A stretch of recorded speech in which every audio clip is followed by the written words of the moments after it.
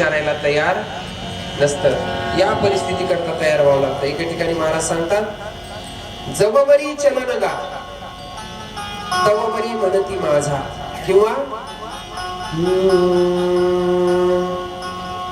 जन हे सुखाचे दिल्या घेतल्याचे, जन हे सुखाचे दिल्या घेतल्याचे,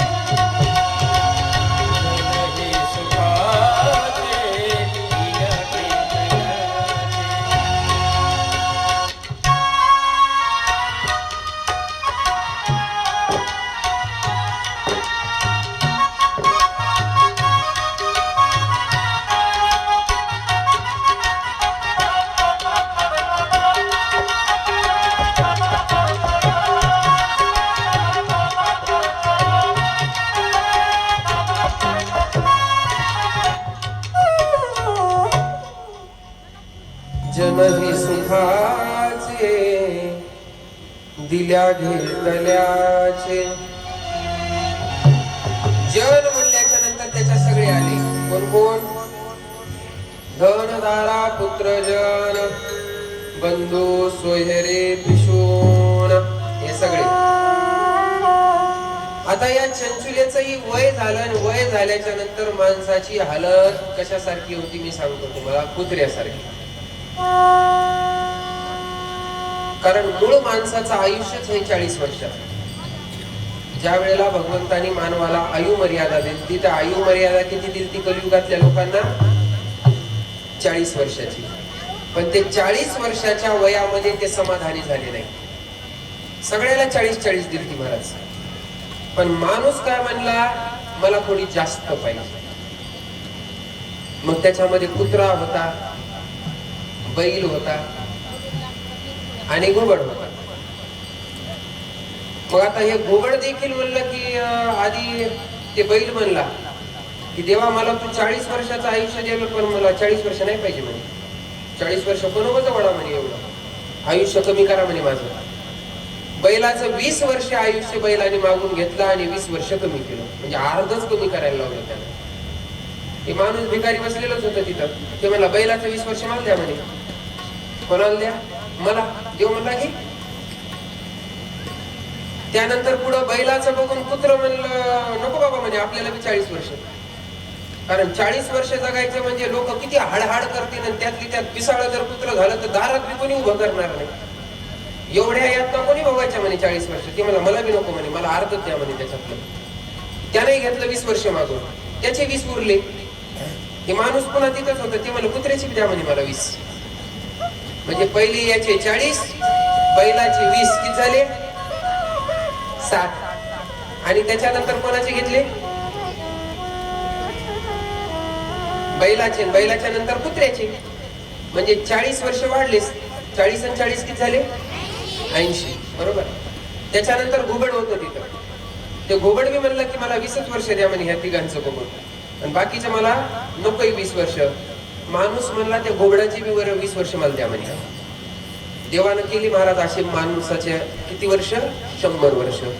अल्प आयुष्य मानव देहा शत गणिले ते अर्धरात्र खाय. म्हणजे 100 वर्ष आपले नाही, पण आपण मागून घेतले पुढचे 60 वर्ष.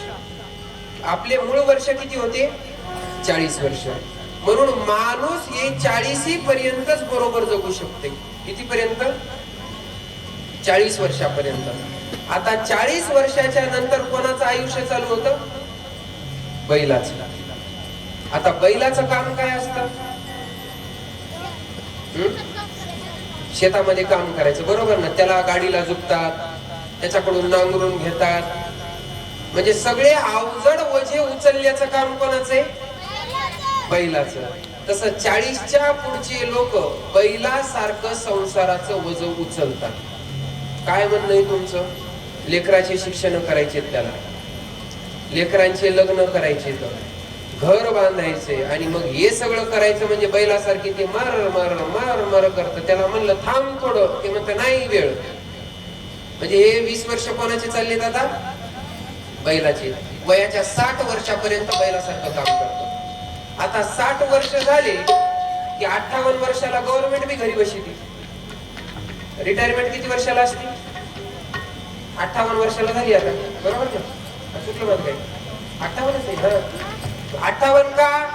आता हे बैलासारखं काम करू शकत नाही, म्हणून गव्हर्नमेंट काय करतं? एक गुलाबाचं फुल, एक 20 रुपयावाला नारळ आणि 150ची शाल त्याच्या गळ्यात घालतात. ते म्हणतात आता तुम्ही घरी जा, तुम्ही आमच्या कामाचे राहिले नाही. मग सरकारच्या कामाचे जे राहतात ते घरच्याच्या कामाचे राहतात का? घरी बी काय काम होत नाही त्याला. मग आता इथून पुढं चालू झालं कुत्र्याचं आयुष्य. 60च्या पुढं कोणाचं आयुष्य चालू झालं? कुत्र्याचं. कुत्र्याला जसं सगळे करतात हाड, कुत्र भोकलं की हाड करतात, आपणच करतो गेली. तसं 60च्या पुढच्या घरात आवाज काढला बोलायचं नाही, बोललं तरी त्याचं कोणी ऐकत नाही. म्हणजे आता हे 20 कोणाचे चालू व्हायले? कुत्र्याचे. सगळी हाडहाडच आहे महाराज. लेकीकडे गेले तरी बी हाडहाड, लेकाकडे गेले तरी बी हाडहाड. मग लेकाकडून कदरून महाराज ते महाराजाकडे येतात. कुठे येतात? महाराजाकडे. बरं, इथं आल्याच्या नंतर सुद्धा ते काय गप बसत नाही. मग महाराज बी काय बसून येतात का गपचूप? महाराज बी म्हणतात बसा, वाटलं नीट बसा, नाही तर उठा घरी जा. कुठं जा? घरी जा. म्हणजे कुठे बी गेलं तर हाडाहाडच आहे. 60च्या नंतर सांगितलेलं लक्षात राहत नाही सगळ्या गोष्टी. आता हे कोणाचं आयुष्य चालू झालं? कुत्र्याचं. वयाच्या 80 वर्षापर्यंत. आणि 80च्या पुढे जर जगलं, घुबड बघताना बघितले का तुम्ही? झाडावर घुबड कसं बघतं? नुसतं ते टुक टुक टुक टुक बघत राहतं बघा. घुबडाचं बघणं लय भारी असतं. सेम घुबडाच्या बघण्यात आणि याच्या बघण्यात काहीच फरक नाही. हे 20 वर्ष कोणाचे चालू झाले आता? घुबडाचे. कशाला जगायचे एवढं बाबा? एवढे हाल करून घ्यायचे. लोक लय आयुष्य मागून घेतात, जास्त मागायचं नाही. 40 वर्ष आपल्या हातात आहेत. या 40 वर्षात काय परमार्थ करायचा 40 वर्षात काय संसार करायचा 40 वर्षात काय तुम्हाला तीर्थाटन करायचं तेवढं तीर्थाटन करायचं. कारण 40 वर्ष तुमच्या हातात आहेत. 40च्या नंतर तुमच्या हातात आयुष्य राहत नाही. तसं ही चंचुला देखील महाराज 40 वर्षापर्यंत 60 वर्षापर्यंत संसारातच राहिली.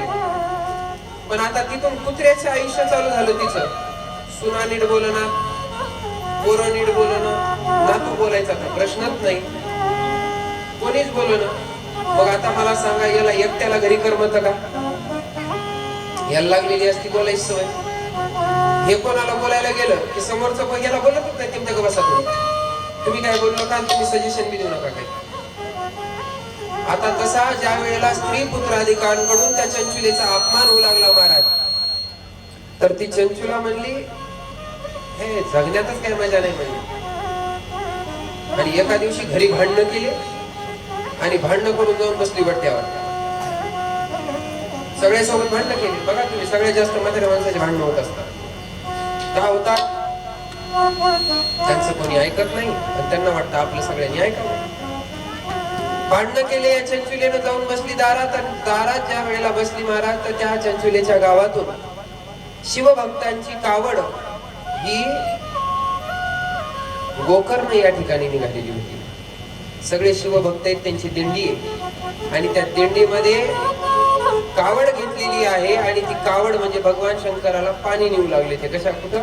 गोकर्ण या तीर्थावर. सगळेजण महाराज त्या दिंडीतले सगळेजण उड्या मारायलेत, भजन करायलेत, आनंद घ्यायला लागले. सगळे वयस्कर दिसायलेत पुन्हा आणि सगळ्याच्या चेहऱ्यावर आनंद दिसायलाय. चंचुला म्हणली, हे वयस्कर असून मी एवढं उड्या मारायलेत म्हणे, हे कस काय मारत असते? ती म्हणजे चला आपण जाऊन बघू. या चंचुलेनं काय केलं, त्या दिंडीमध्ये गेली. आता दिंडीत गेल्याच्या नंतर बघा तुम्ही, नवीन माणूस जरी आलं तर आपण त्याला काय म्हणतो? भजन मन म्हणतो की नाही? तसं महाराज सगळे शिवभक्त काय करू लागले? मोठ्या प्रेमानं, मोठ्या आनंदानं भगवान शंकराचं काय करू लागले? ते भजन करू लागले. हर हर शंकर नमामि शंकर शिव शंकर शंभो.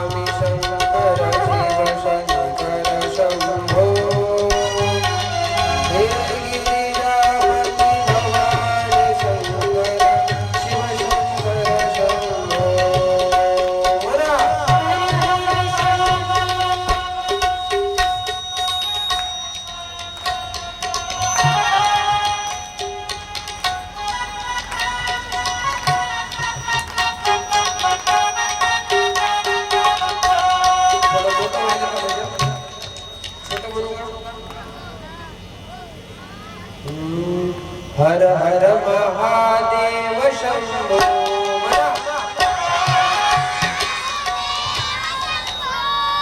काशी विश्वनाथ गंगे. हर हर महादेव शंभो. काशी विश्वनाथ गंगे. मागच्या झोपी गेल्या का काय?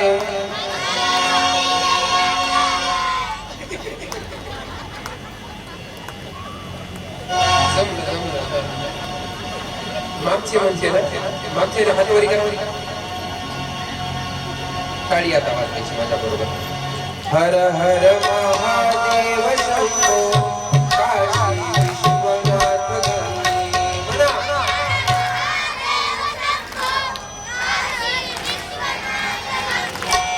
हर हर महादेव शंभो.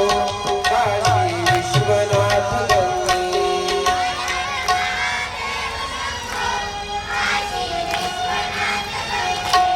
काशी विश्वनाथ गंगे. काशी विश्वनाथ गंगे. हर हर महादेव शंभो. काशी विश्वनाथ गंगे.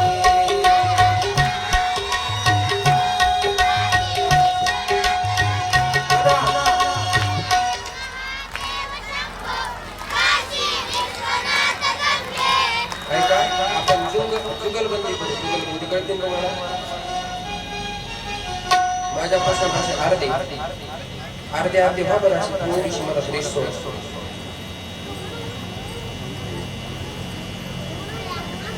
करा दोन पार्टे. हा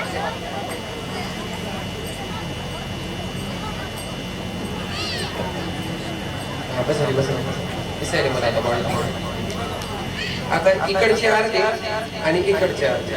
इकडचे पुढे म्हणतील, इकडचे माग म्हणतील. आवाज कोणाचा जास्त येते आपण बघू. आवाज कोणाचा? हर हर महादेव शंभो. काशी विश्वनाथ गंगे.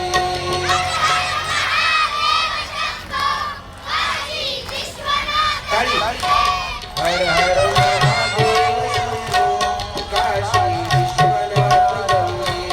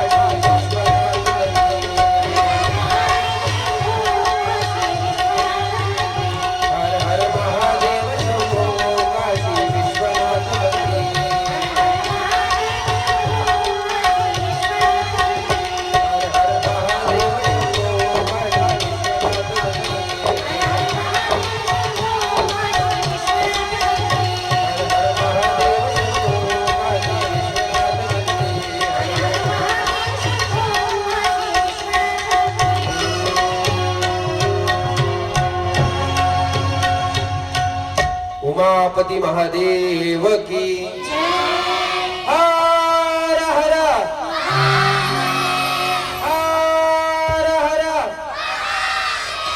हर हर ब्रह्मकेश्वर भगवान की पवन सूत हनुमान की। असंच भजन महाराज त्या ठिकाणी त्या भजनाचा आनंद आणि त्या भजनाच्या आनंदामध्ये ही चंचुला गेली। आता भजनाचा आनंद असा आहे की बस बघायचं काम होतं।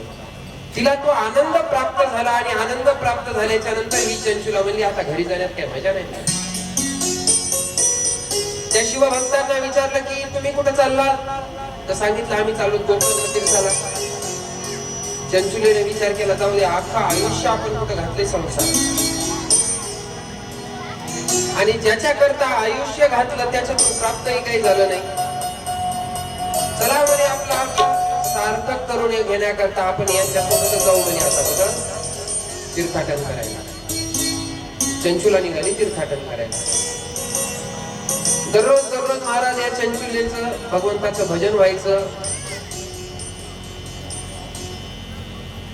आणि एका एका पावलाला एक एक भगवंताचं नाम असल्यामुळं एक एक यज्ञाचं पुण्य तिला एका एका पावलाला लागायचं। कारण वारीमध्ये चलणं, दिंडीत चलणं हे काय साधारण समजू नका। कारण वारीमध्ये ज्या वेळेला आपण चलत असतो तर एका एका पावलाला विठ्ठल नाम जर मुखामध्ये असेल तर एक एक यज्ञ आपल्याकडून होत असतो। यज्ञ पाऊला पाऊली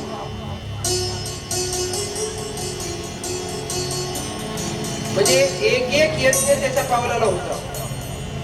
तसं या चंचुलीनं महाराज दिंडीमध्ये गेल्यामुळे तिच्या एका एका पावलाला एक एक यज्ञ झाला। पातिव्रत्य नष्ट झालेलं होतं, तिनेही आधर्म केलेला होता, पण तरी देखील महाराज ही दिंडी सहभागी झाल्यामुळं हिच्याकडून भजन झालं आणि भजनाच्या सामर्थ्यानं हिचं जे काही पाप होतं ते पाप नष्ट व्हायला सुरुवात झाली। आणि अशी ही दिंडी गोकर्ण तीर्थावर गेली। गोकर्ण तीर्थावर गेल्याच्या नंतर 7 दिवसाचं त्या ठिकाणी सगळ्यांनी अनुष्ठान केलं शिव महापुराण कथेचं। तिथं गेल्याच्या नंतर त्या गोकर्ण तीर्थामध्ये या चंचुलीनं स्नान केलं आणि तीर्था स्नान केल्याबरोबर चंचुलीचं पाप त्या तीर्थानं जाळून भस्म करून टाकलं। आता चंचुला शुद्ध झाली। चंचुला आता शिव महापुराण कथा ऐकायला लागली आणि शिव महापुराण कथा ऐकत ऐकत ऐकतच महाराज एके दिवशी त्या चंचुलीला ज्वर म्हणजे ताप आला आणि त्या तापामध्येच या चंचुलीनं काय केलं, शिवालयातच आपलं शरीर सोडून दिलं। चंचुला मरण पावली। आता भजन चालू होतं, मुखामध्ये भगवान शंकराचं नाम होतं, शिवालयात होती परत। आणि मी कालच सांगितलं की शिवालयात जे जीव जात भगवान शंकराने यमाला सांगितलेले भगवान शंकराची पिंड जी असते ना तर त्या पिंडीच्या 500 मीटर एरियामध्ये कोणी बी मरू द्या, किती 500 मीटरच्या एरियात, तर तो जीव भगवान शंकराच्या धामाला प्राप्त होत असतो। हे शिवालयाचं महत्व आहे। आणि ही चंचुला कुठं मरण पावली, शिवालयामध्ये। आणि शिवालयात मरण पावल्यामुळे महाराज हिला कैलासातून विमानानं न्यायला, कारण शेवटच्या क्षणाला हिच्या मुखामध्ये फक्त आणि फक्त भगवान शंकराचं नाम होतं, नमः शिवाय नमः शिवाय नमः शिवाय नमः शिवाय नमः शिवाय। आणि या नामाच्या सामर्थ्यानं ही चंचुला कुठे गेली, कैलासात। आता कैलासात गेल्याच्या नंतर महाराज ही पार्वती मातेची सखी झाली। म्हणजे तिला किती मोठं पद प्राप्त झालं बघा ना। जी जगत जननी भवानी आहे तर त्या भवानी मातेची सखी झाली ही कैलासात। एके दिवशीचा प्रसंग आहे। या चंचुलीनं विचार केला की म्हणे आपण आपल्याकडून पाप तर झालं आणि ते शिवपुराण ऐकत असताना त्या शिवपुराणात महाराजांनी सांगितलं होतं नरक यातना काय असतात। तर त्या नरकाचं वर्णन त्या चंचुल्यानं ऐकलं की बाबा जे जीव अन्न वाया घालतात तर त्या जीवाकरता काय नरक तयार केलेला आहे, तर त्याच्याकरता काय केलं जातं म्हणे, म्हशीचं पोट केवढं असतं तेवढं म्हशीच्या पोटा एवढं पोट त्या जीवाला दिल्या जातं आणि सुई एवढाच गळा देतात. गळा केवढा आहे, सुई एवढा, आणि आता त्याला म्हणतात भरती पोट. म्हणून अन्न हे पूर्ण ब्रह्म, अन्न ताटात वाया घालू नये. किती जण वाया घालतात, हातवरी करा. लेकरांनो तुम्हाला सांगायलो, जेवढं लागतं जेवढंच घ्यायचं, बरोबर ना. तसं तर तुम्हाला 5 वर्षापर्यंत पाप लागत नाही, कारण तुम्ही देवाचे स्वरूप आहात, बरोबर ना. म्हणून तुम्हाला 5 वर्षापर्यंत लागत नाही. पण तरी देखील जेवढी आपल्याला भूक आहे तेवढंच अन्न घ्यायचं, आणि अन्न घेतल्याच्या नंतर तसंच गप्प गप्प खायचं नाही. मग काय करायचं,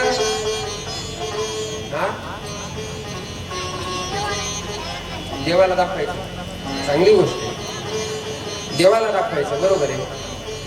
श्रीकृष्णार्पण नमस्तु म्हणायचं, एक श्लोक म्हणायचा, त्या ताटाला पाणी फिरवायचं, हात जोडायचे त्या अन्नाला. अन्न हे पूर्ण ब्रह्म आहे, अन्न सुद्धा भगवंताचं स्वरूप आहे. म्हणून जुने लोक पहा तुम्ही, ताटाला पाणी फिरवतात, त्याला बी शास्त्र आहे, उगाच नाही. एका म्हाताऱ्याला विचारलं नाताना, आता लहान लेकरांना प्रश्न विचारतात, ते म्हणजे बाबा तुम्ही पंक्तीला बसल्याच्या नंतर मी असं पाहिलं की लई लोक काय करतात, म्हणजे पाणी फिरवतात. मग पाणी का फिरवतात, काय कारण आहे त्याचं, सांगा बरं तुम्ही. आपण ताटाला पाणी काऊन फिरवतो, तुम्ही सांगता का कोणी, का फिरवतो. जसे तुम्ही गप्प बसले तसं ती आजोबा बी गप्प बसले, पण ते नातू लईच विचारू लागला. मग आजोबा म्हणजे आता याचं समाधान तर केलं पाहिजे. आजोबा म्हणजे काही नाही, म्हणजे मुंग्या ताटामध्ये येऊ नये म्हणून पाणी फिरवायचं असतं.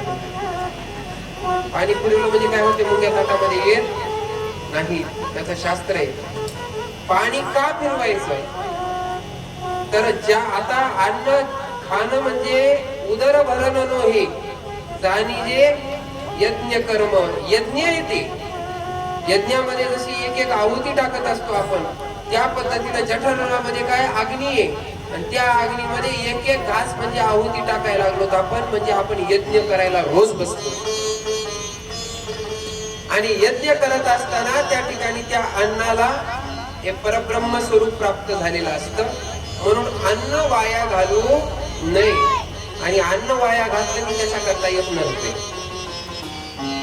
बरेच लोक बघा, त्यांना सवय असते ताटामध्ये उष्ट टाकून द्यायची. काही काही तर अशी मी महात्मे पाहिले महाराज, एक कण सुद्धा ते वाया जाऊ देत नाही, एक कण. कारण नैवेद्य जे असतं ते भगवंताला दिलेला असतो आपण. आता आम्ही ज्या वेळेला ताटावर बसतो त्यावेळेला आम्ही ज्या वेळेला पाणी फिरवतो ना, पाणी फिरवलं की श्रीकृष्ण अर्पण नमस्तु, म्हणजे ते काय होतं, आम्ही ते भगवंताला आधी अर्पण करतो, आणि भगवंताला अर्पण करून मग त्याच ताटावर आपण काय करायचं, जेवायला बसायचं. मग आता ते झालं देवाचा प्रसाद. मग आता देवाचा प्रसाद वाया कसा घालायचा, म्हणून पूर्ण चाटून पुसून ते ताट खायचं. नाही जमलं, काही काही लोक तर अशी करतात की आपल्या हाताला खरकट जाऊ नये, हाताला, म्हणून हात ताटात धुतात अगोदर. हात ताटात धुतलं म्हणजे हाताचं ते सर्व अन्न काय होतं ताटात पडतं. ताटाला ते पाणी लागलेलं असल्यामुळे ते पाण्यामध्ये सगळं जेवढं काही चिटकलेलं ते सगळं अन्न घेतात आणि ते सगळं प्राशन करून घेतात, एवढं ताट स्वच्छ करतात. याला म्हणायचं शास्त्र. म्हणजे त्याची किंमत केली पाहिजे. अन्नाची किंमत जर आता आपण केली तर पुढच्या योनीमध्ये आपल्याला अन्न भेटत. मुक्त जर नाही झालो तर, मुक्त झालो तर बरंच आहे म्हणा, पण मुक्त होतो अशी काही कामं नाहीत आपली, बरोबर ना. म्हणून पुढे जन्माला यावं लागलं, जन्माला आलं नाही तर अन्न पाण्याची ते सोय व्हावी लागेल. म्हणून अन्न हे वाया घालायचं नाही. पंक्तीला बसल्याच्या नंतर बरेच लोक काय करतात, भात शिल्लक ठेवतात, पोळी शिल्लक ठेवतात, आणि ते शिल्लक ठेवली की इकडे तिकडे बघतात, कोणी बघणं गेली त्याच्यावर दुरण पालतं घालतात, लगेच पुढे. अरे कोणी जरी नाही बघितलं तर हे सगळं कार्य बघण्याकरता 5 साक्षीदार आहेत. पहिली साक्षीदार पृथ्वी, दुसरा साक्षीदार चंद्र नाही तर सूर्य, त्याच्यानंतर गणपती बाप्पा हे साक्षीदार आहेत प्रत्येक जीवाच्या कार्याचं. आणि कोणीच साक्षीदार नसेल तर मनात अंतरात्मा बसलेला आहे, त्याला सोडून तर कोणचं काम होत नाही ना. तो अंतरात्मा एक साक्षीदार आहे. आपण केलेल्या प्रत्येक कर्माचे 5 साक्षीदार असतात, 5. म्हणून कर्म करत असताना लय हिशोबाने केले पाहिजे. आपल्याला वाटत असं जग कुठं बघायले, जगानं बघू अथवा न बघू काय फरक पडत नाही, पण इथं बसलेला जो आत्माराम आहे तर तो आत्माराम सगळ्यात मोठा साक्षीदार आहे. म्हणून या नरकाचं वर्णन ऐकलं, त्या नरकामध्ये सांगत असताना 27 नरक सांगितले. त्याच्यामध्ये एक वैतरणी नावाची नदी सांगितलेली, ती तुम्हाला सगळ्याला माहिती आहे किती घाणीची नदी आहे, त्याच्यामध्ये जीवाला टाकल्या जातं. त्यानंतर सांगितलं जो कोणी व्यभिचार करतो, व्यभिचार म्हणजे काय, ज्याला पत्नी आहे आणि पत्नी असताना जो परस्त्री बरोबर समागम करतो त्याला म्हणायचं व्यभिचार.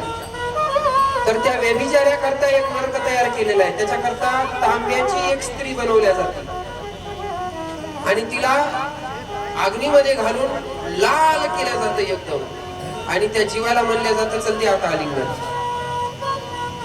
हा एक नरक आहे. त्याच्यानंतर कालसूत्र नावाचा नरक आहे, रौरव नावाचा नरक आहे, कुंभिका पाकम नावाचा नरक आहे, कालसूत्र नावाचा नरक आहे. असे 28 नरकाचे प्रकार आहेत आणि जीवाला त्या नरक यातना भोगाव्या लागतात. म्हणून इथं सावध झालं पाहिजे. प्रेम से बोलो हर हर. त्या चंचुलेनं ऐकलं होतं त्या शिवपुराणामध्ये की बाई ज्याच्याकडून व्यभिचार झाला त्याला नरक आहे. ती भिली ना, कारण तिला आठवलं आपण माग काय काय केले. त्या महाराजाकडे गेली, महाराजाला जाऊन विनंती केली की महाराज मला त्या नरकात जायचं नाही, माझ्याकडून चुकी झाली पण मला नरकात जायचं नाही. महाराजांना सांगितलं तुला जर नरकात जायचं नसेल तर नाम तारक त्रिभुवनी, तू फक्त भगवान शंकराचं काय कर, नाम घे, हे नामच तुला त्याच्यातून तारक. तिने नाम घ्यायला सुरुवात केली, त्या नामाच्या सामर्थ्यावरती कुठे गेली आता कैलासात. मग ती विचार करू लागली की बाबा मी नाम घेतलं, अंतकाळ का होईना माझा भगवान शंकराच्या मंदिरात झाला आणि त्याच्या सामर्थ्यानं मी कुठं आले कैलासात. पण तिला विचार आला माझे जे पती आहेत त्यांनी तर कधी भजनच केलं नाही, उलट चालू भजन बंद पडायचा. ते भजन तर चालू केलं नाही त्यानं. आता बरेच लोक असतात पहा तुम्ही, सत्य तर चालू करणार नाही, कीर्तन तर चालू करणार नाही, पण जे चालू आहेत त्याला बंद पडते काड्या करून. बरोबर ना. यांच्याकरता एक सेपरेट नरक तयार केलेलं आहे. यांच्याकरता मी एक नरक आहे, कारण तू मी म्हणत नाही हे काय. तुकाराम महाराज म्हणतात काय, तुका म्हणे सत्य कर्मावा विसाय,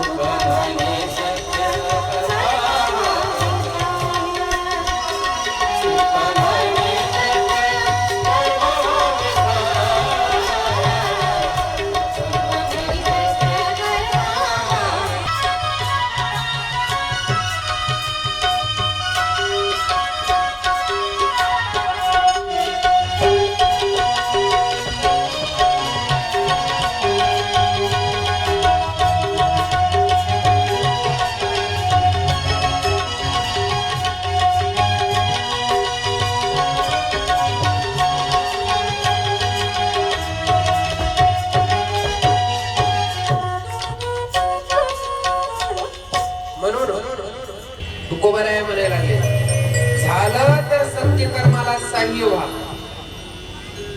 जर सत्य कर्माला साह्य व्हायचं नसेल तर निदान त्याच्यात काड्या तरी करू नका. कारण संतांचे वचन खोटे होत नाही. तुम्हाला हरिपाठाला या वाटलं तर हरिपाठाला दररोज या, पण जे हरिपाठाला जायले त्याला घरी बसून नाव ठेवू नका. कारण आपण हरी हरी तर काही म्हणणार, देवदेव तर काही करणार. म्हणजे देवदेव करायला त्याला जर आपण नाव ठेवत असतो तर नंबर आपला कुठं लागायलाय? जोरात बोला बरं. कुठं? नरकाला. किती जणाला नरकाला जायचंय? हातवरी करा बरं एकदा.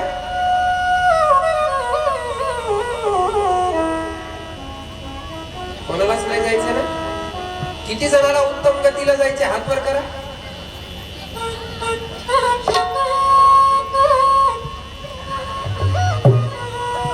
बाकीची काय लागली? उत्तम गतीला बी जायचं नाही, नरकाला बी जायचं नाही, मग इथेच राहतात काय? तुम्ही जरी राहायचं म्हणले तरी राहू शकत नाही. महाराज, आम्हाला जर उत्तम गतीला जायचं नसतं तर आम्ही कथेला कशाला आलो असतो म्हणा. ज्या अर्थी आम्ही कथेला आलो त्या अर्थी आम्हाला उत्तम गतीलाच जायचंय, बरोबर ना? फक्त एवढंच आहे महाराज की हरिभक्ताची निंदा आपण करायची नाही. कोणी भक्ती करत असेल ना, त्याची भक्ती, त्याची श्रद्धा, त्याचा भाव त्याच्या जागेवर ठेव. आपण त्याला नाव ठेवायचे नाही. तर आपण त्याला नाव ठेवत असतो तर 10 नाम अपराध सांगितलेले, त्या 10 नाम अपराधापैकी एक अपराध आपल्याकडून घडतो. इकडं आपण देवाचं नावही घ्यायलो, देवदेव बी करायलो, म्हणजे देवदेव करायले त्याला नाव ठेवायचं. आपल्या देवदेवाला काय अर्थ आहे? ते नाम कळून देत नाही. 10 अपराध सांगितलेत नामाचे. त्याच्यापैकी हा एक अपराध सांगितला की नामही घ्यायचं, निंदाही करायची. दुसरा अपराध सांगितला हरिहरामध्ये भेद. भेद पाहायचा आणि नाव घ्यायचं नाही. म्हणजे आम्ही भगवान विष्णूचे भक्त आहेत, आम्ही शंकराचं नाव घेत नाही, असं जर म्हणलं की त्याचं बी त्यानं नाम घेतलेलं बी फळ होत देत नाही ते नाम. कोणी म्हणतील आम्ही शिवाचे भक्त आहे, आम्ही भगवान विष्णूचं नाव घेत नाही. अशी भेद बुद्धी ज्याची आहे त्याचं नाम फल देत नाही. अपराध व्हायला हे नामाचा. म्हणून 10 अपराधापैकी हा सर्वात मोठे मोठे अपराध आहेत जे आपल्याकडून घडत असतात. साधू संतांची निंदा. आपल्याला साधू संतांची स्थिती माहित नसते, म्हणून ज्याच्या गळ्यात माळ आहे, ज्याच्या कपाळाला गत आहे, ते कसं का वागणं? आपल्याला त्याचे गुणदोष मोजायचे नाही, कारण त्याचे कर्म तो भोगणार आहे. आपण त्याच्या कर्मामध्ये भागीदार व्हायचं नाही. म्हणून या चंचुलीनं पुण्य केलं आणि पुण्याच्या सामर्थ्यानं तिथं गेली आणि तिथं जाऊन त्या नवऱ्याचा विचार करायली. ती म्हणाली की माझ्या नवऱ्यानं बाबा भजनच केलं नव्हतं, त्याची गती काय झाली असेल? पार्वती मातेनं पाहिलं. पार्वती माता म्हणे काय ग चंचुले, कशाचा विचार करायली? म्हणे काय नाही माता, मी विचार करायले म्हणे की मी शेवटच्या क्षणाला काय होईना भगवान शंकराचं नाव घेतलं आणि त्यांच्या नावाच्या सामर्थ्यानं मी इथं कैलासात आले. पण माझे जे पती आहेत ते काहीच करत नव्हते. म्हणजे ते कुठे गेले असते ना? पार्वती माता म्हणली आता सांगते म्हणे मी कुठे तुझा नवरा. पार्वती मातेनं तपसामर्थ्यानं पाहिलं. अगं म्हणे तुझा नवरा अत्यंत दुःख भोगायला लागलाय, म्हणजे नरक यातना भोगायलाय, म्हणे नरक यातना. म्हणजे नरक यातना? हा, तो प्रेत योनीला, पिशाच्य योनीला प्राप्त झालाय आणि पिशाच्य योनीला प्राप्त होऊन नुसतं इकडे तिकडे भटकायला म्हणे त्याला गती सुद्धा प्राप्त होईल झाली. आता चंचुलीला तिथं दया आली. ती म्हणजे बाबा माझा नवरा जर एवढे दुःख भोगत असेल तर त्याला उत्तम गती प्राप्त करण्याकरता आपण काहीतरी कार्य केलं पाहिजे. काय करावं? पार्वती मातेलाच विचारलं की देवी काय केलं म्हणजे माझे मालक उत्तम गतीला जातील? माता पार्वती म्हणली मलाही माहित नाही, म्हणजे भगवान शंकराला विचारते. कारण उत्तम गती अधोगती जाण्याचं जंक्शन स्टेशन हे आहे मनुष्य शरीर. याच्यातून उत्तम गतीलाही जाता येतं, अधोगतीलाही जाता येतं, जिथं जायचं तिथं जाता येतं. एके ठिकाणी महाराज प्रमाण देऊन सांगतात ना, नरदेह निधान लागले हाती उत्तम सार उत्तम गती, देव हो म्हणती ते होती, तरी का चित्ती न धरावी. या शरीरातून स्वर्गाला जाता येतं, याच शरीरातून स्वर्गात जाता येतं, याच शरीरातून कैलासाला जाता येतं, याच शरीरातून वैकुंठाला जाता येतं, आणि याच शरीरातून पुन्हा 84 लक्ष योनी भोगायला बी येता येतं. कुठं जायचं ते आपण आपलं ठरवायचं. मग आता पार्वती माता म्हणल्या, बाबा आता तुझ्या मालकाकडतं म्हणे मनुष्य शरीर नाही, आणि मनुष्य शरीराशिवाय तर उद्धार होत नाही. मला भगवान शंकराला विचारावं लागलं.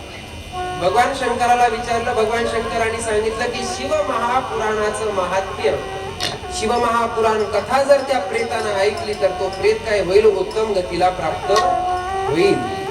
तसं सांगितल्याच्या नंतर लागली चंचुला पार्वती देवी, आणि भगवान शंकराचा जो भक्त आहे त्याचं नाव आहे तुंबरू. जसं की भगवान विष्णूचा भक्त म्हणजे कोण, नारद, तसा भगवान शंकराचा भक्त कोण आहे, तुंबरू. काकड्याच्या अभंगामध्ये येतं ना, नारद तुंबर अनंत अवतार जैसी भक्ता कारणे. मला आता ऐन टायमाला आठवत नाही. त्याच्यामध्ये नारद तुंबर, तुंबर हा शब्द आलेला आहे. तुंबर म्हणजे कोण आहे, भगवान शंकराचे भक्त. तर या तुंबरजीला सांगितलं की तुम्ही शिव महापुराण कथा त्या प्रेताला ऐकवा. तुंबरजी गेलेले आहेत, सोबत गणपती बाप्पा आहेत, पार्वती माता आहेत आणि चंचुला आहे. आता त्या प्रेताला शिव महापुराण सांगायला लागले, पण आता त्याला शरीर नसल्यामुळे ते एका जागेवर बसू शकत झाले. ते काय करायले, जसं वाऱ्याची झुळूक आली की ते पळायले. आता तापच झाला म्हणे, कारण शिव महापुराण कथा ऐकायची म्हणजे त्या प्रेताने एका जागेवर बसावं लागेल. आता हे प्रेत एका जागेवर बसायला तयार नाही. गणपती बाप्पाच्या हातात पाश आहे, पहा पाश. गणपती बाप्पानं काय केलं, त्या पाशानं त्या प्रेताला बांधलं आणि बांधून त्या एका ठिकाणावर ठेवलं. 7-9 दिवसाचं त्या ठिकाणी अनुष्ठान झालं शिव महापुराणाचं. 9 दिवस ती शिव महापुराण कथा त्या प्रेतानं ऐकली, आणि महाराज या कथेच्या सामर्थ्यानं त्याला दिव्य असणार शरीर प्राप्त झालं. जसं काही स्वर्गातून एखादा गंधर्व आलेला आहे, सुंदर असं दिव्य शरीर प्राप्त झालं. त्याला नेण्याकरता कैलासातून विमान आलेला आहे. विमानामध्ये हा बिंदूक बसलेला आहे आणि कैलासाला निघून गेला. अशी असणारी ही शिव महापुराण कथा पवित्र आणि पावन आहे. या शिव महापुराणाच्या कथेच्या सामर्थ्यानं प्रेत योनीला प्राप्त झालेला, त्या पिशाच्या योनीला प्राप्त झालेला जो बिंदूक आहे, तर हा बिंदूक देखील काय झाला, शिवलोकाला गेला. असं असणार या शिव महापुराणाचं महात्म्य आहे. मग प्रेत योनीला जीव जर भगवान शंकराच्या धामाला पावतो, तर महाराज तुम्ही आम्ही तर मनुष्य शरीरात आहे, अजून आपलं शरीर गेले का, नाही गेलं. आणि या शरीरातून आपण मग का उत्तम गती प्राप्त करून घेणार नाही, पण ती उत्तम गती प्राप्त करण्याकरता देवाचं भजन मात्र करावं लागतं, कारण त्याच्याशिवाय पर्याय नाही. प्रेम से बोलो हर हर. अशा पद्धतीनं शिव महापुराणाचं महात्म्य या ठिकाणी वर्णन करून सांगितलं.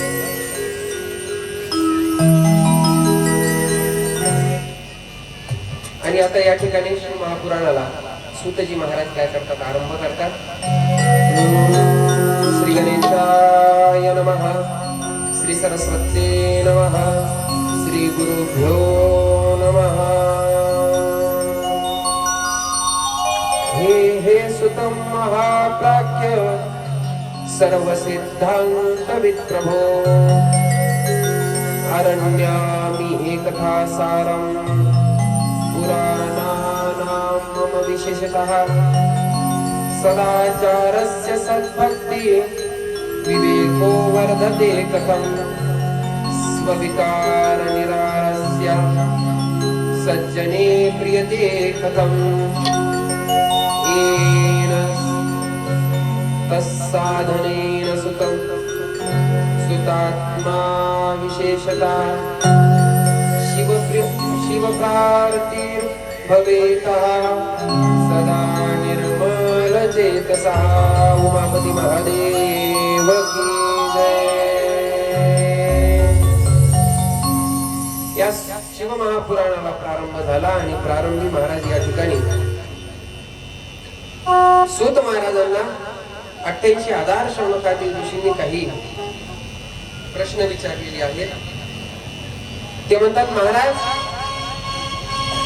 हा जो काळ आहे कलिकाळ, तर या कलिकाळावरती आम्ही विजय कसा प्राप्त करावा, कारण काळ सगळ्या जगाला खायला लागलेला आहे आणि या काळावर आम्हाला विजय प्राप्त करायचा आहे। अशी काळ विजयी करणारी कथा तुम्ही आम्हाला काय करा सांगा, हा प्रश्न विचारला। त्यानंतर ज्ञान प्राप्त करून घेण्याची साधनं सांगा, की ज्ञान प्राप्त करून घेण्याकरता आम्ही काय केलं पाहिजे। त्याच्यानंतर जीवाचा विवेक जागृत कसा होता ते सांगा, आणि साधू सत्पुरुष हे षड्विकारावरती विजय प्राप्त कसे करतात, एवढ्या प्रश्नांची उत्तर तुम्ही आम्हाला द्या। तर हे सांगत असताना या ठिकाणी प्रथम महाराज कलियुगातल्या लोकांचं आचरण या ठिकाणी सांगितलं की कलियुगातले लोक कसे असणार आहेत। कलियुगातले लोक जे आहेत, जे की धर्माचा प्रचार प्रसार करण्याकरता निघालेले आहेत, तर असेच धर्माचा प्रचार प्रसार करणारे धर्माची हानी करतील। म्हणजे जे धर्मरक्षण कार्य करायला तोच काय करणार, धर्माची हानी करणार, असं कलियुगातलं वातावरण असणार। त्यानंतर कलियुगामध्ये मानवता म्हणजे माणुसकी ज्याला आपण म्हणतो, तर ही मानवता कमी होईल, लोक पशु पक्ष्यासारखं वागायला सुरुवात करतील। आणि सध्याचा जे संतांच्या संगतीत निदान त्यांच्यामध्ये मानवता जागृत आहे, पण बाकीचे बघा पशु पक्ष्यासारखं जीवन आहे, ना नियम ना काही नित्य नियमाविन अन्न खाये तो जान श्वान। म्हणजे काही नित्य नियमाशिवाय जर आपण अन्न ग्रहण करत असतो, नित्य नियमच नाही जीवनात काही, तर ते माणूस नाही म्हणे, ते कोण आहे, श्वान म्हणजे कुत्रा आहे। आणि सगळे कलियुगातले लोक असेच असतील म्हणे। बघा तुम्ही आता सगळ्यांना नित्य नियम कोणाचाच नाही, मनाला वाटेल तसं करायचं। त्यानंतर घरामध्ये वडीलधाऱ्या माणसाचा मान करणारे लोक कमी होतील। पूर्वी वडीलधाऱ्या माणसाच्या शब्दासमोर कोणी जात नव्हतं, म्हणून घर हे होतं, घर वैकुंठ असायचं। भलेही अशी आता ज्या सुखसुविधा भेटायला लागल्या त्या सुखसुविधा नसू द्या, पण वडीलधाऱ्या माणसाचा त्या ठिकाणी मान असल्यामुळे त्यांच्या घरामध्ये समाधान असायचं। जिथं वडीलधाऱ्याचा मान तिथं तुम्हाला समाधान पाहायला भेटल। आणि कलियुगातले लोक हे वडीलधाऱ्याचा मान करणार नाहीत, आईला आई म्हणणार नाहीत, बहिणीला बहीण म्हणणार नाही, पशुवत जीवन असणार आहे म्हणे त्यांचं। त्यानंतर बायकोचा भाऊ म्हणजे मेहुणा हा घरामध्ये कारभारी असणार आहे, म्हणजे सख्या भावाचं कोणी ऐकणार नाही, पण कोणाचं ऐकतील, बायकोच्या भावाचं, किंवा सख्या माईचं ऐकणार नाही, पण कोणाचं ऐकतील, बायकोचं। बरोबर ना, ऐकावंच लागतंय म्हणा महाराज, नाही ऐकलं तर कोण करून खाऊ आहे। तुमचं काय मागं पुढं पुढं आवडं, तुम्ही त्याच्यामुळे बिंदास बोलू शकता, पण आम्हाला जर हात राखून बोलावं लागते, कारण का आज जर आम्ही बोलून गेलो तर उद्या आमचे खायचे वांदे होतील, बरोबर की नाही। परंतु महाराज पूर्वीच्या पत्न्या देखील काय मर्यादेत असायच्या, आणि स्त्री जी आहे, स्त्री कधी शोभती माहिती का तुम्हाला, जोपर्यंत स्त्री मर्यादेत आहे तोपर्यंत त्या स्त्रीला शोभा आहे। त्या स्त्रीने जर मर्यादा सोडली विषय संपला, अधोगती। म्हणून घरातली स्त्री ही कुलवान असावी, त्याच्यानंतर मर्यादेत पाहिजे। म्हणून पहा तुम्ही, स्त्रीला प्रत्येक ठिकाणी एक बंधन आहे, म्हणजे मर्यादा राखून दिलेली आहे। कारण स्त्री घरची लक्ष्मी आहे आणि लक्ष्मी जर अमर्याद वागत असेल तर मग घर वैकुंठ कसं होणार? घराला वैकुंठ करायचं सुद्धा कोणाच्या हातात आहे? कोणाच्या? तुमच्या. आणि घराला नरक करायचं हे बी कोणाच्या हातात आहे? कोणाच्या? बोला बोला. हा, कोणाच्या? आमच्या म्हणा ना. नरक करायचं कोणाच्या हातात आहे? आईच्या. बरोबर आहे. आणि स्वर्ग करायचं, आपलं वैकुंठ करायचं हे बी कोणाच्या हातात आहे? आईच्या. बरोबर ना. स्त्री. म्हणून त्या स्त्री शक्तीला वंदन पण आहे, म्हणून स्त्रीनं मर्यादेत असलं पाहिजे. परंतु महाराज कलियुगातल्या स्त्रिया मर्यादा सोडतील आणि सध्या तुम्ही डोळ्यानं पाहायला लागला. मालकाच्या नावानं पूर्वीच्या स्त्रिया हाक मारीत नव्हत्या का? मारायच्या. आता तुम्ही तुमच्या मालकाला तुमच्या नावानं, त्याच्या नावानं हाक मारता का? हा, नाही. कारण मालकाच्या नावानं जर हाक मारली तर मालकाचं आयुष्य कमी होत असतं असं या ठिकाणी शिवपुराण सांगतं. म्हणून एक तर कारभारी तरी म्हणायच्या, नाहीतर आहो तरी म्हणायच्या. बरोबर ना. पण नावानं हाक मारत नव्हत्या. आणि जर नाव घ्यायचा प्रसंग आलाच तर ते उखाण्यात नाव घ्यायचे. बरोबर ना. असं डायरेक्ट नाव घ्यायचं मालकाचं, याला मर्यादा म्हणायचं. का मग आताच्या बघा पोरी, ए चिंटू इकडे, चिंटूचा पार चेंडू करून टाकला. बरोबर ना. ए बंटी इकडे, म्हणजे डायरेक्ट अरे तुरेच आहे मारत. मर्यादा आहे काही? आपली मर्यादा आहे का? नाही. आवाज बोललं पाहिजे. कारण आज तुम्ही जर बोलता तर उद्या तेच संस्कार आपल्या लेकरांना पडणार आहे. आपण म्हणतो माझे लेकर कीर्तनकार व्हावे, माझ्या लेकरांनी भजन करावं, माझ्या लेकरांनी सत्कार्य करावं. पण त्याच्याकरता आधी तुम्हाला करावं लागेल. माझ्या लेकरांनी माळी घालावी. आपण आता लेकर कशी घालते ना, आधी माझ्या बापाच्याच वेळात माळी नाही का? लेकर घालतात का? नाही घालत. म्हणून सदाचार अगोदर आपण केला पाहिजे. आपण केलं की आपलं बघून लेकर करतात. म्हणून कलियुगातल्या स्त्रिया ह्या आचार भ्रष्ट होणार आहेत आणि स्त्री आचार भ्रष्ट झाली की ती घराची अधोगती.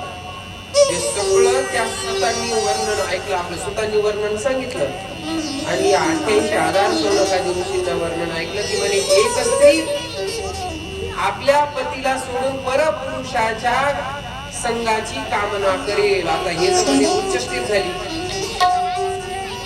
हे तर फार धर्मधुळीला मिळवलाय म्हणे आता. आणि कलियुगातले लोक असेच असणार आहेत. बघा तुम्ही आता इथून पुढं तर अजून वातावरण लय बिघडणार आहे. सध्या बरं आहे, एवढं बिघडलेलं नाही. पण इथून पुढं आता जसा काळ चालल तसं आता वातावरण असंच बिघडणार आहे. कोणी कोणाच्या मर्यादेमध्ये राहण्याकरता तयार राहणार नाही. मग हे ऐकल्याच्या नंतर त्यांना महाराज घाम फुटला. घाम. या कलियुगातले लोक असे असणार आहेत का? म्हणजे ते म्हणजे हो, कारण कलीचा प्रभाव होते. म्हणजे मग या कलियुगातून वाचन कोण? कारण सगळे तर अधोगतीच्या मार्गावर निघाले. मग या कलीच्या प्रभावापासून वाचतील कोण? तर सांगितलं जे कोणी या कलियुगामध्ये भगवान परमात्म्याच्या नामाचा आश्रय घेतील तेच फक्त या कलियुगाला पार करू शकतील. अन्यथा सगळे जीव हे वाहत चाललेले नरकाकडे आणि सगळेच वाहत जाणार आहेत. प्रेम से बोलो हर हर. म्हणून या ठिकाणी हे ऐकल्याच्या नंतर त्यांनी कलियुगातल्या लोकांचा उद्धाराचा मार्ग विचारला. कारण ऐसी कळवळ्याची याती. ते म्हणजे आपला उद्धार तर भगवंताच्या नामानं होईलच, पण कलियुगातल्या लोकांचा उद्धार कसा होईल सांगितलं. कलियुगी उद्धार हरीच्या नामे. कलियुगातल्या लोकांनी फक्त हरीचं नाम घेतलं पाहिजे, ते नामच त्याला तारणार आहे. महाभारताचा एक प्रसंग सांगतो तुम्हाला. भगवान श्रीकृष्ण ज्या वेळेला निजधामाला निघून गेले, तर निजधामाला निघून गेल्याच्या नंतर महाराज काही अशुभ संकेत धर्मराजांनी पाहिले. त्याच्यामध्ये पाहिलं की दोन भाऊ आपसामध्ये भांडू लागले. कशा करता? म्हणजे प्रॉपर्टी करता, शेता करता. आणि धर्मराजाच्या राज्यामध्ये हे पहिल्यांदाच झालं. नाही तर पहिले भांडणं होत नव्हती. धर्मराज म्हणजे कशा करता येतात? जमिनीच्या तुकड्या करता भांडायला. त्यानंतर पुढे गेले. पुढे गेल्याच्या नंतर पाहिलं की एक गाय आपल्या वासराला चाटू लागली. पण वासराला चाटून चाटून चाटून काय केलं महाराज? त्या गायीनं वासराला रक्तबंबाळ केलं तरी चाटायला लागली. आता गायीमध्ये आपल्या लेकराबद्दल मातृत्व आहे, आपल्या बछड्याबद्दल. पण मातृत्व एवढं का की लेकरालाच रक्तबंबाळ करून टाकलं? धर्मराज म्हणले हे तर नवलच आहे म्हणे. नाही तर माय ही आपल्या मुलाकरता स्वतःचा जीव द्यायलाही तयार असते. आणि ही माय कशी आहे म्हणे की ते लेकरू घायाळ झालंय, रक्त निघाले तरी मी त्याला अजून चाटायच लागली म्हणे, त्याच्यातलं रक्त अजून काढायची लागली. हे काहीतरी विचित्र दिसायले म्हणे. पुढे गेले. पुढे गेल्याच्या नंतर पाहिलं एक हत्ती होता आणि त्या हत्तीला दोन सोंडा होत्या. म्हणजे दोन तोंडाचा हत्ती पाहिला. आता तुम्ही पाहिलाय का आतापर्यंत? नाही. पण धर्मराजानं पाहिला. धर्मराजानं पहिल्यांदाच पाहिला होता की म्हणजे हत्ती दोन तोंडाचा. अवघड आहे. पुढे गेले. पुढे गेल्याच्या नंतर पाहिलं की एक लोहार काहीतरी यंत्र तयार करून आले.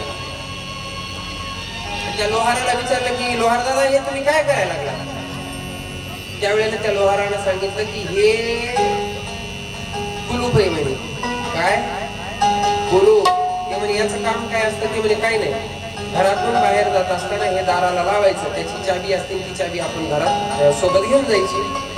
ते म्हणे हे कशा करता असतं? घरात चोऱ्या होऊ नये म्हणून. धर्मराज म्हणे म्हणजे आता माझ्या राज्यात चोऱ्या व्हायला सुरुवात झाली का? नाही तर आधी कुलूप नव्हते, दार बी नव्हते. ताटी असायची, ताटी. बरोबर ना? त्याला कुलूप नसायचं, काही नसायचं. आणि चोऱ्या बी होत नव्हत्या. पण ते म्हणले आता चोऱ्या व्हायला लागल्या का म्हणे. धर्मराज व्याकुळ झाले ना महाराज. ते म्हणजे असे कसे सगळे अशुभ संकेतच मला पाहायला भेटायचे. तेवढ्यामध्ये तिकडून अर्जुनाचा रथ आला आणि अर्जुनाला रथ पाहून तिथे अशुभ संकेत दिसला. त्या रथाची ध्वजा त्याला अर्धी दिसली. रथाची ध्वजा अर्धी म्हणजे याचा अर्थ असा असतो की राज्यामध्ये काहीतरी दुःखद घटना घडली. आपण देखील आपले जर समजा मंत्री वगैरे कोणी जर गेले प्रतिष्ठित तर त्यावेळेला ध्वजारोहण होतं. पण ते जी झेंडा आहे तर हे झेंडा पूर्ण चढवत नाही. जसं की 26 जानेवारी 15 ऑगस्टला चढवतात तसं नाही चढवत. त्या दिवशी ते कलेक्टर ऑफिसला झेंडा चढतं. पण ते झेंडा काय असतं? थोडासा खाली असतं. म्हणजे काय ते भावपूर्ण श्रद्धांजलीचं एक त्या ठिकाणी दिल्या जाते. त्यांना आदरांजली त्या माध्यमातून दिल्या जाते. तसं राजध्वज पाहिला त्या रथाला. पण तो रथ ते ध्वज कसा आहे? अर्धा खाली आहे. काय आशुभ झाला असेल? आल्याच्या नंतर कळाले तर भगवान श्रीकृष्ण निधामाला गेले. आणि भगवान निधामाला गेले की तिथून आता कलियुगाला सुरुवात झाली. आणि कलियुगाला सुरुवात झाली म्हणजे मग ते म्हणजे हे जे संकेत पाहिले मी नेमके ते कलियुगातलेच होते मग 100%. ते म्हणजे दोन तोंडाचा हत्ती म्हणजे काय? तर म्हणजे कलियुगातले लोक हे दोन तोंडे असतात. दोन तोंडे म्हणजे पुढून एक तोंड मागून एक तोंड असं नाही. तोंड एकच असणार. पण माझ्याकडे आले की मला म्हणणार महाराज वा वा वा वा. तुमच्यासारखी कथा कोणीच सांगत नाही. तुम्ही एवढी सुंदर कथा सांगता, एवढी सुंदर कथा सांगता की बघायचं काही काम नाही. कोणासमोर म्हणणार? माझ्यासमोर. नुसत्या गप्पा मारणार मारणार मारणार उठून जाणार. आणि जसं उठून गेलं आणि शेजाऱ्याकडे बसलं आणि तिथं जर माझा विषय निघाला तर जे माझी स्तुती करू लागलं का आता तेच म्हणते त्याला काय येते? कोण म्हणतं? तोंड एकच आहे पण एकाच तोंडातून काय बोलायलो? दोन. बरं सध्या असे लोक आहेत का नाही? तुमच्या गावात नसतील, आमच्या परभणीतले. समोर एक बोलणार माघारी एक बोलणार, समोर एक बोलणार माघारी एक बोलणार. म्हणजे हे काय आहे? हे कोणचं आचरण आहे असं? माणसानं काय बोलायचं ते क्लिअर बोललं पाहिजे, तेव्हा व्यवहार चांगला होत असतो. व्यवहार चांगला होण्याकरता सुद्धा माणसामध्ये स्पष्ट व्यक्तिमत्व असलं पाहिजे. त्याचं वक्तृत्व स्पष्ट असलं पाहिजे. रागाला हरकत नाही पण काय ते स्पष्ट बोलायचं, महागारी बोलायचं नाही. काही काही लोक असे आहेत बघा. ते पुढे बोलून जातात, माघारी त्याच्या कधी बोलणार नाही. म्हणजे हे धर्मानं वागायला लागले. आणि काही माघारी पुढे माघारी पुढे असे ते लोक कलियुगातले असणार, म्हणून ते 2 तोंडाचा हत्ती बघितला म्हणे तुम्ही. त्यानंतर जी गाय आहे, तर गाय जे ती वासराला चाटू लागली ना, चाटून चाटून तिनं फार रक्त भंगाळ केलं.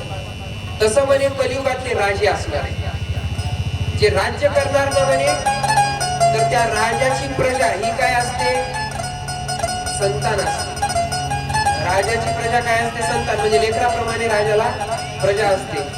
पण कलियुगातील राजे जनतेचं शोषण करणारे असणार सगळे.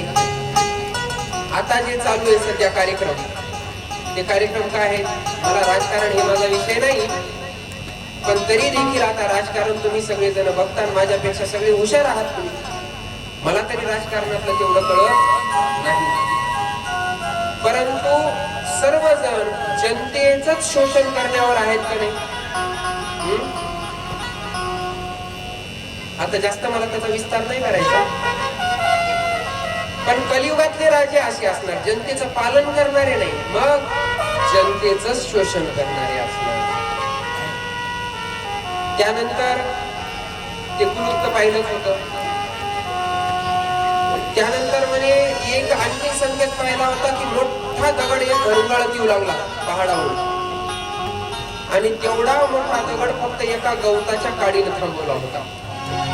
तेवढा मोठा दगड, फार भला मोठा माणसाच्या हाईट एवढा 6 फुटाचा दगड कोणी थांबवला एका गवताच्या काडीनं. आता गवताची काडी एवढा मोठा दगड थांबू शकते का, नाही.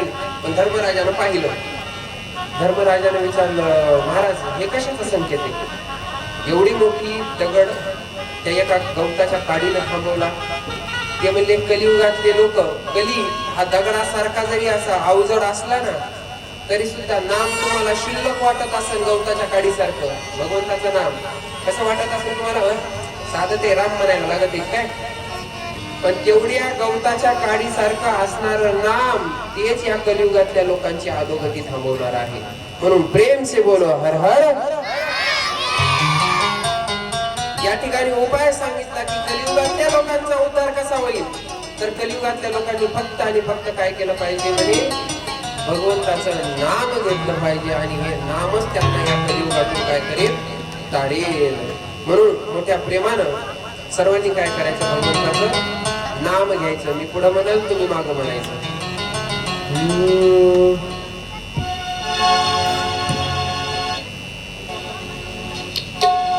नमः शिवाय, ओम नमः शिवाय, हर हर नमः शिवाय.